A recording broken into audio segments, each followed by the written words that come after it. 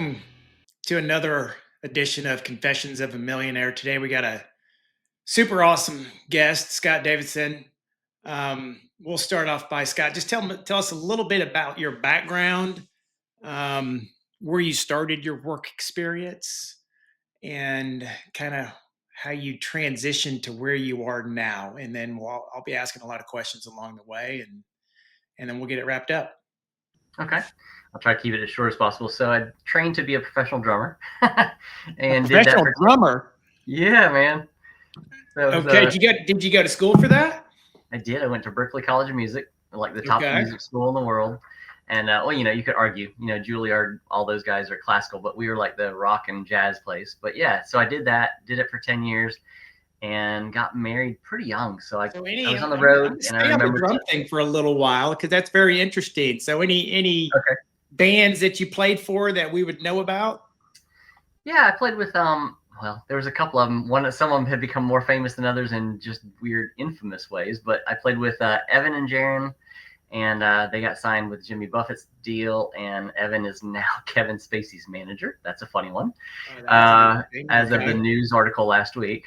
And then I played with Wet Willie, which was a 70s rock and blues band. And then I played with Collective Soul, who's from the 90s. And and then I played with the Savannah Bananas more recently, so just as a fun gig. So yeah, man, I did my share of touring around, having fun. So you did that for 10 years. Yeah, I did it for 10 years professionally, and kind of stopped as I was getting married young, and I was like, I hate being away from home. This is a lifestyle. And so I made some phone calls to some other musicians that had transitioned out of music and got into real estate appraisal. So I was like really good with the numbers, and basically went into valuations of homes. And from that point, kind of after were you working for somebody else, or are you doing that yourself? Both.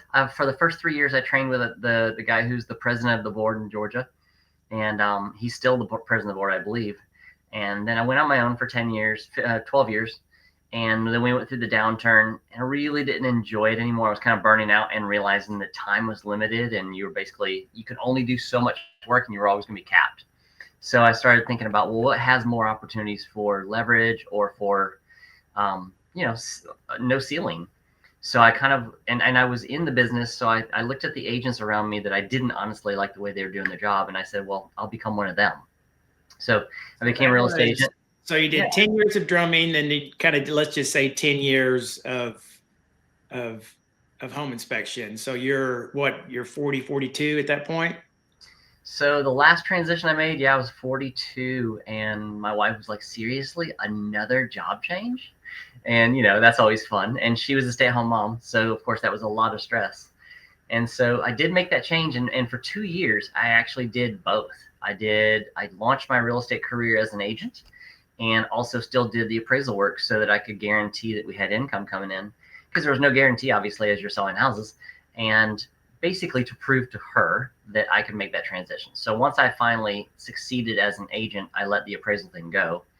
And I did that for a good solid, I'm still an agent. So I've been doing that for 13 years. And then in about 3 years ago, I moved from Atlanta to Savannah, Georgia. And, when you do real estate, the biggest database you have is your sphere of influence. Well, I didn't know anybody in Savannah. So then it's like, what are you going to do? So I was like, well, let's get creative. And so I started looking for leads that were off market, like a pre-foreclosure or, a distressed property or whatever. So really started focusing on taking all this real estate knowledge and how can I creatively help somebody that may be in a bad situation. So I've had many a family come to me and say, like, we're foreclosing in 2 weeks. We're foreclosing in a month or two. They just sent me the letter. Like, what am I going to do? And I'm like, well, let's figure this out. So we figure out a strategy, and it gets them to their next chapter without just losing the house and walking away with zero. And that way they win. I win because I get a lot of their equity, obviously, from, bailing them out. And it's just been a great transition, but it's definitely harder, more creative, but it's also more challenging. So it kind of creates some interesting conversations. Okay. I want to go back to your entry into real estate. So initially you were just a broker working for another agent. Is that correct? You were an agent working for another broker. Right. Yeah. Right. Yep. And then did you transition out of that and you had your own firm? You had people working for you at some point? No, I've been with Keller Williams 13 years. I started with them. I'm still with them.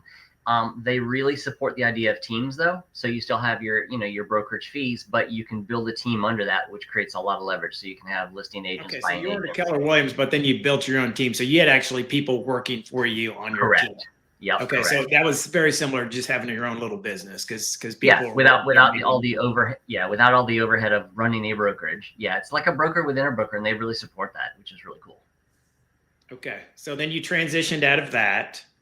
Well, we're still And doing that. I still have a team in you're Atlanta. still doing that. Yep. Okay, but do you have a team still? Yeah, I still have a guy in Atlanta. I mean, they're very small teams now. Instead of like a 7, 8 people team, it's now I just have a guy in Atlanta that does all my transactions there when I send them up there, and he does all that. I have a girl in Savannah that does all my transactions here, and then about ready to make a transition in the next couple months to South Carolina, where I'll be my own agent for a while. And so I'll have like 3 different locations that we'll be doing business in, and that's not my big energy thing. Like I'm not putting a lot of energy into that, but like when business flows your way. And let's just say, for example, I have a lot of conversations lately. We did one yesterday morning. The lady's like, she can't really take a cash offer because there's no incentive for her to do it. Like, there's just nothing left on the bone. She's like, I owe this much, and you give me the same amount. Like, now I have no house and no money. So, in a situation like that, we might transition and make her see the opportunity to put it on the market for a little bit. So we turned it into a listing. So I'll turn that over to my girl in Savannah and say, here, you list it and take care of the pictures and get this thing up on the market, and then we'll just do a split. Right. So it's still a great leverage piece because I can still kind of do the traditional real estate thing as well as be creative and have an option to help them in that way too. Okay, so let's keep expanding on your Keller Williams. So you had a team of 4 or 5, is that right? Yep. Okay, so kind of tell me how the money worked there. Were they selling houses as well, or were they just doing marketing and operations for you? And if they were selling houses as well, did you get part of those commissions as well? Yeah. So it's kind of you can build your own team the way you want to build it, right? There are models out there, and I followed a lot of models, a lot of coaches, a lot of advice on how to build the team out. So the first thing was an assistant. The second thing was actually another assistant, and you're still the only agent. And then add on agents as time goes on. And as you added on agents, they would produce, and each of their piece of production, a portion of that would go to the team, which is me. And then they still had to pay a certain amount of Keller Williams cap as well. So they're kind of getting double dipped on some level, but their caps for all what they're responsible for is also smaller because they're on a team. Keller Williams takes that cap down. So instead of, like, for example, if you owed $20,000 on a normal single agent, if you're on a team, you might only owe half of that, $10,000. So they know you're paying a portion to the team lead. But as a team lead, I'm providing the transaction coordinator, the assistant, the marketing, the leads, the office space, all those different things. And all that adds up. And it wasn't, as lucrative to have a team as you would think, because even though you might make $300,000 off of the team, commissions, you're probably spending $200,000 of that in marketing and time and coaching and all that. So it was probably not even a very profitable way. But what was cool is I got to keep my commissions 100% because I was still in high production. So what it did is kind of offset my expenses is what it did. So that was my biggest aha. I want to circle back to something you just said. So when you kind of started at Keller Williams and you first started to build your team, you sought out people, advice, and expertise, and maybe a subject matter expert in that space. So kind of tell me what your thought process was there and how many people you talked to, and did you take all their advice, or did you just kind of accumulate and come up with your own ideas after talking to them? And then kind of tell me about what would have happened if you just would have just made decisions on your own without seeking any of that advice. So I am a huge fan of coaches and what they can bring to the table when they're valuable, when they do what they're good at. And very quickly on, I got a mentor in Keller Williams, and it happened to be the team leader. And she took me under her wing and she said, I see a lot of potential here. I just want to save you a whole lot of headache. She said, don't mess with this. Don't mess with this. Don't spend money on this. Don't do this. And in that, saved me a ton of money. But then she was like, have you considered talking to this person? And I was like, why would I do that? And she goes, because they can't do this and you can, and you could be their liaison. And she would point me in the right direction. You know, she would say, as a new agent, have you considered going to a D.R. Horton neighborhood? And I was like, why would I do that? I don't have a buyer. She goes, because those people can't sell outside of D.R. Horton. It's a rule. So if a buyer comes in and wants to buy a D.R. Horton home and they've got a house to sell, they can't help them. They have to refer it out, and they can't even take a referral fee. I was like, no way. She says, so become that person for these people. She says, it's a great opportunity. So I went to new neighborhoods throughout the entire county. And then she was like, have you considered knocking on doors? I'm like, ooh, that sounds horrible. And she goes, trust me, nobody else does it. It'll come off very differently. So I did it. And she would point me to doing these things. And again, the idea of models, right? You follow the model because the model's already been proven. And then it saves you a ton of effort and time. I mean, it's Karate Kid. It's every model you've ever imagined. The best model I ever heard, example I ever heard was, if one person walked out into a snowbank, how long would it take them to get to their car? It might take them 5 minutes. Now, if you walked right behind them, how long does it take you? 30 seconds. Why? You're not doing anything more special than they are, but they've already created the path. They've already created the way and cleared the path for you. And I was like, and it was an aha very quick to not try to reinvent the wheel, to listen, give it an opportunity, you know, kind of like memorize, internalize, and then customize. And that's what I did as a model. And I just really found that was just massively helpful. So when I create a team, I would tell them, please don't come in here trying to reinvent the wheel. I'm a way more successful than you are at this point in time. Follow what I'm saying, and you can adapt it later once you figure out who you are, but not right now. Yeah, that's human nature stuff in that space, in my experience, that everybody seems to want to do it themselves and carve their own path. Yeah. But so let's, I mean, that's a great, you sought out advice. You went in different paths you didn't even think about. So what would have happened if you wouldn't sought out that person's advice, and gone on your own? So talking about spinning the wheels and spending extra money, maybe even got out of the business, et cetera. Kind of tell me what would have happened. Well, I mean, it's kind of what's happening a lot right now in my new transition into an investor is I kind of feel like there hasn't been a good mentor. I've been looking for a good coach, and there's not really anybody in that space, which is what I'm considering possibly moving towards in the next 6 months. Not to be a professional coach, but to be a mentor to people that are trying to get in the investment space. Because when you ask somebody, how do you write this contract? How do you creatively structure this? How do you do this? There's a million gurus that, you know, and they all have certain value, of course, but there's nobody really that you can just latch onto one-on-one and say, show me what's next. And so I think I know myself well enough. I'm going to try everything, and I will succeed. But boy, oh boy, it's frustrating, and it's just a lot more disheartening, and you feel like you're beating your head on the wall. And when you realize, you know, I mean, if you were trying to figure out how to get the car to go down the street and you're trying to invent the wheel and it's a square, you know, will it go? Yeah, it's just gonna be clunky. But when you look at a round wheel and you go, well, why don't I just use one of those and make it better? Like my thought process went very quickly to, how do I basically steal and adapt versus how do I start all over again? Because that would have been a nightmare for me. I can get very frustrated very quick if I just am left to myself, try to figure it out.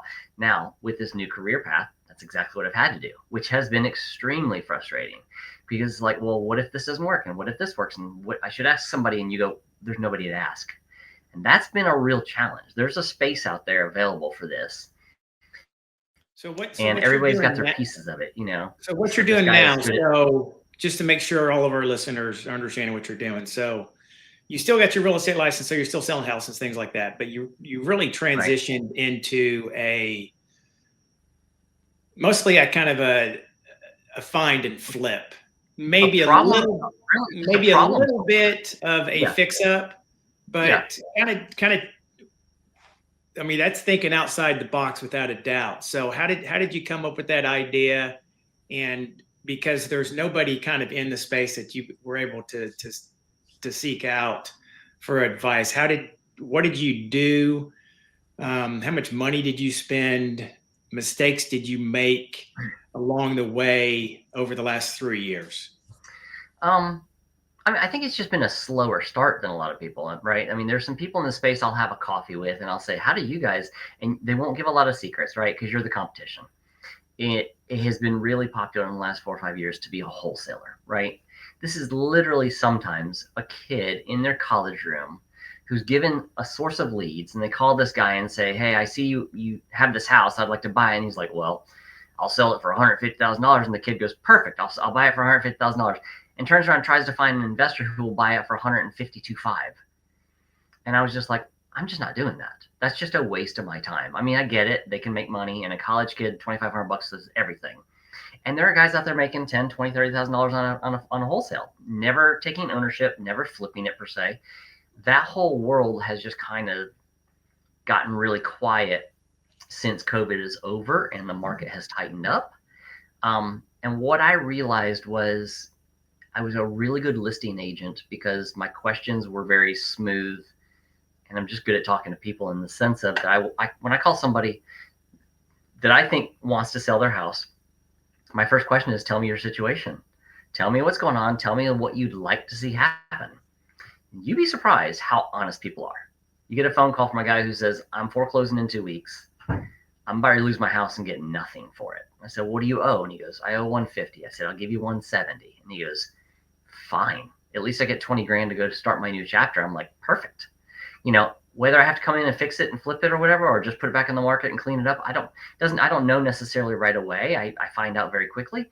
But my point is, I'm just a solution finder. That's all there is to it. And if it doesn't work, I'm telling them no harm, no foul. If I can't help you, that's fine. I'm not going to force you. I'm not treating you like you're born last night. The question is, how can we both walk away with a smile? And I heard somebody last week say something down the lines of, you know, if you don't walk away, if both of you guys don't walk away mad, then it wasn't a good deal. And I'm like, I get what you're saying, but I just disagree. I mean, I think that it can be a win-win, and that's the solution I look for. So it's just getting really creative and asking really good questions about what does the win look like. So And what's your initial contact? Are you texting, you emailing, you snail mailing first, or is your first point of contact a phone call? Not well. So my first point of contact is that I've got some lead sources that basically do SEO and online forums and things on Facebook, TikTok, you know, kind of like they say, would you like a cash offer on a house, right? And somebody fills it out, and then they sell that lead to me. It's a pay-per lead service, right? There's a couple of them. And I use both of them or several of them. And so they sell me the lead. And so it may turn into nothing. It may turn into something. It may be that it takes 20 of them to convert a deal, which is a really high lead cost. On the other hand, I'm not going to do a deal unless it's pretty prosperous. So it turns out fine for me. I mean, I'm getting anywhere from an 8 to a 20% ROI, or, you know, 8 to 20x ROI on my lead sources. So I'm okay with that, which is pretty good. I'm not a big fan of marketing. I've never understood the idea of go put all this money out there and hope to God that somebody brings back business. I get it. That's what it is. I just never have understood that. I've been very frugal, as Gary Keller always put it, you know, lead with revenue. Like, if you don't have any money, don't you be spending any money. So a lot of it was, when I started real estate, I was knocking on doors. It's free. I used to run marathons, and I would put on my running clothes, and I would go knock on doors with flyers that say, here's who I am, here's what I'm doing. If you're thinking about selling, let me know. And I would hit 20 or 25 doors, and it might take me an hour and a half to go run those doors. And believe me, you show up huffing and puffing at their door. Hi, I'm Scott. I'm an agent. And they were just like, what is wrong with you? But that's how I did it. I got my exercise. It was a little different message. The energy was good. And I still run that same philosophy of just keep it super simple and super clean, and just try to find the solutions. And if you're trying to do the right thing, I'm just naive enough to think that it works out. So I take away from that as, you know, you're letting other people do lead sourcing and marketing for you, or it's not doing any marketing, and you are concentrating on what you do. Yeah. I'm doing I was doing some right? postcards. Yep. But that's Yeah. expensive and you're hoping for a return again.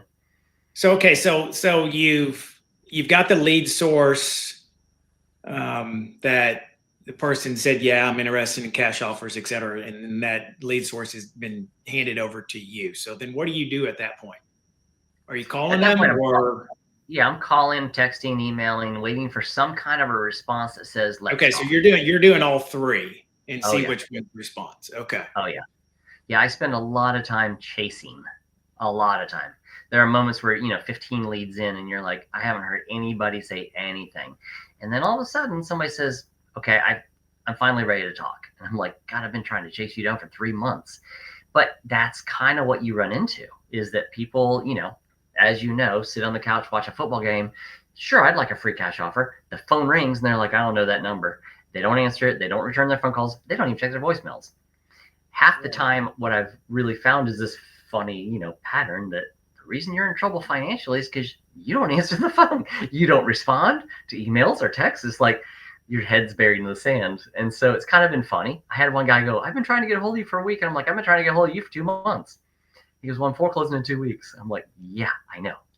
So it's just kind of a funny pattern that things show themselves. But yeah, I mean, I'm calling, I'm texting, I'm just hustling. Right. Okay. So in essence, you're in business for yourself. You got other people kind of bird dogging some stuff for you and things like that.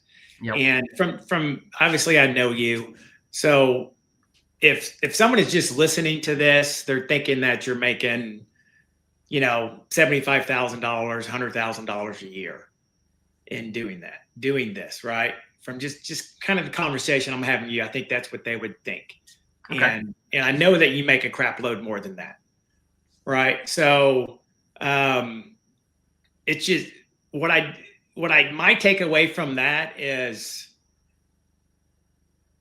it's not necessarily what you do, it's how you do it and the conversations you start and bringing a human touch into it, right? I mean, Oh yeah, you're very 100%. good when you do get a hold of that person and have a conversation on the phone, and I think that's where you excel, right? So you got to understand what you're good at and understand what you're not good at, right? Right. And make sure you forge a path with that understanding.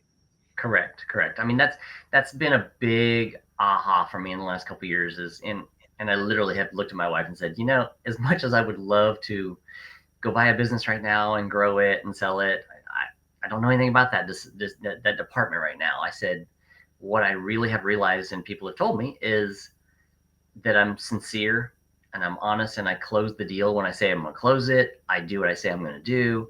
And that apparently is an unusual thing in the real estate investor space, which is humorous to me because I'm just doing what I do.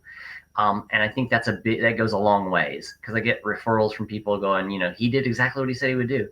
Um, yes, I'm going to make money at it. And yes, but at the same time, again, it's like that McDonald's thing, right? You can have it fast, cheap, or easy, but you can't have all three.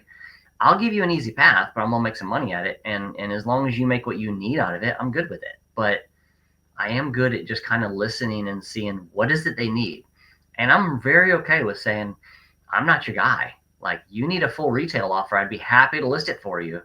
We don't want to be on the market. We just want full dollar from somebody. I'm like, okay, well, there's no money in that for anybody, and and I'm just very good at saying, I wish I could help you, and if I can help you, you have my phone number, but you know that's just where we are. But I've had so many people that I've helped, not with a transaction that I made any money on. Like, I had 2 phone calls yesterday on in the middle of the afternoon. Just, they were like, I appreciate you being honest and transparent with me. I don't think this is what I want to do, but at least you gave me some great advice. Right. So again, it's just helping the next person. And I just think it's one of those things. The deals will come. I mean, for me, the one I have to keep telling myself this, by the way, is that just do the next right thing and you'll get paid for it eventually. So real quick, we got about 5 minutes left. So kind of tell Okay. me about, because I think over the last 3 years, you've kind of perfected what you are doing. And you're thinking about maybe creating a course or helping other people out. So kind of tell me what's going on there. Well, I think there's several factors, right? When somebody listens to wholesalers, they're like, oh, you just make phone calls and then you get this deal under contract. And now what do you do with it? You have to have a whole separate division. There's acquisitions, which is you get it under contract, and then you have to dispose of it, which means you have to have a group of buyers. So you have those two sides of a coin. I don't have a bunch of buyers. And I think all these kids or all these newbies that say, well, this guy's on YouTube and he's making a ton of money. That's true, but he has systems in place. What I've learned about my system is I know how to get the lead. I know how to talk to them. And now what I've got is opportunities to get money from people that I've set up so that I can acquire the property and clean it up, put lipstick on it, do whatever I got to do, rehab it, put it back on the market, and that there's enough margin on there that it'll still make $1 for me and the investor or whatever. So it's kind of like you have to have your ducks in a row per se, right? You have to know how to acquire it and get leads, how to get the acquisition in terms of under contract and talk to the client. But then you have to have money to back it up unless you have your own, which for a while I used my own, I've been told more than once, don't use your own money. I just have problems paying a lot of interest to somebody for using their money when I could do it myself. But the reality is it'd be better that mine goes in the stock market, makes 8% a year while I'm using somebody else's money short terms, I guess. I still have battle with that, but then having that in place and then knowing how to sell it, I've got people in place that can put it on the market for me, or I can do it myself if I wanted to. So just knowing from start to finish, how do you get from A to Z? If you can put that together, then it's just perfecting the system. And again, I don't do 150 deals a year. I don't have to. I make my margins good enough that I can do 5 to 8 deals a year, make a really great living. I spend a lot of time on the golf course. I spend a lot of time at the gym with my wife, or, It's like I have a great life. And that's been the big reason for all this, because I want that work-life balance. I just don't want to work all the time. I don't love the idea of working till I'm X age and then going, now I'm going to enjoy it. And it's like, well, you can't walk, you're fat, you're unhealthy, whatever. So I'm living my best life while I can, and just doing this so that my work supports my lifestyle, not vice versa. Right. Okay. Well, man, this has been a great conversation. My takeaways, and hopefully the listeners' takeaways, is carve your own path, right? I mean, you started off as a drummer, and then you got married, and life kind of kicked you in the face, right? Yep. And then it's time to make some real money. Went into real estate, and then kind of had built your own little business within a business, right? I mean, you started doing stuff by yourself, and then you got good at what you were doing. And let's build a team and start making some money off of other people's efforts as well.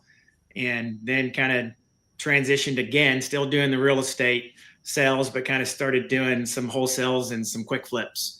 And have perfected that, and maybe even going into a coaching situation as well here. So great path. Super, super interesting. A lot of takeaways in this conversation today. Scott, definitely appreciate your time today. This has been another episode of Confessions of a Millionaire. Thanks for your time. Thank you.